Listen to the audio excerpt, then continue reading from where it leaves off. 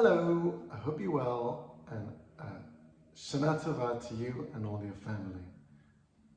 This year, Rosh Hashana is a little bit different than usual, and because of that we've got something a little bit unique, and there's a unique message to this year too. Rosh Hashana begins on Friday evening. It's a 2-day holiday, which means on our first day, on Saturday, Shabbat, being it's a Shabbat, we do not play any instruments, and therefore we will only be playing the shofar on the Sunday. And it feels a little bit different on Rosh Hashana to not be playing the shofar. So, an idea. The example we'll give is in a relationship. When someone is in a relationship, there's a number of different emotions and feelings. And in Kabbalah they discuss there's a give and take emotion, or the terminology in Hebrew is ratzah v'shuv.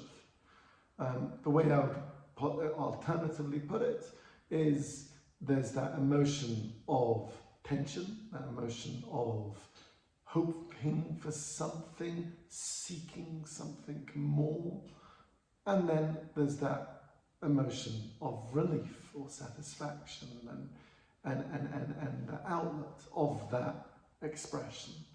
And in relationships it constantly flows those two different emotions of kind of that build-up, that emotion of expectation, of desire of something, and then there's the emotion of relief, of joy, of pleasure, of the relationship working. And it could be on various degrees within the relationship that those two emotions are constantly at play. When we think of our relationship with religion and a relationship with God, so often the way we are expressing our relationship is on the actions, on doing the different things, which is like what we're doing on Rosh Hashana. We play the shofar, and that kind of is the relief. We are going and doing these different actions. That's what creates the connection. Yet, what we very rarely pay attention to is that other side to the relationship, which is the tension and the desire and the build-up and the expectation, which we want it to have a relief, but it's part of what creates the relationship. Unique for this year is we're going and separating those two. We've got the first day Rosh Hashana, which is touching that deeper part, that place where we are looking at the relationship before it's expressed itself, before it's come to something tangible and physical. And in a way, every single week throughout the whole year, we have that cycle too. Throughout the week we're busy, we're working. And Shabbat is that day where we take a step back and we're removed and we are just touching that deeper part of ourselves, deeper part of life. And what I'd like to invite all of you to do is this year, Rosh Hashana, use this as a moment, that first day, to think about where is that deeper part of ourselves? Where is that deeper part of our relationship to religion and to God?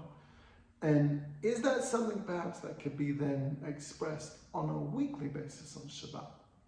And this year could be like a Shabbat commitment year. Like, what's my New Year resolution is something connected to what Shabbat expresses, that stepping away from the daily practices, from the daily mundane activities that we do. And obviously we find meaning in those daily things, but that little deeper part ourselves, that removal from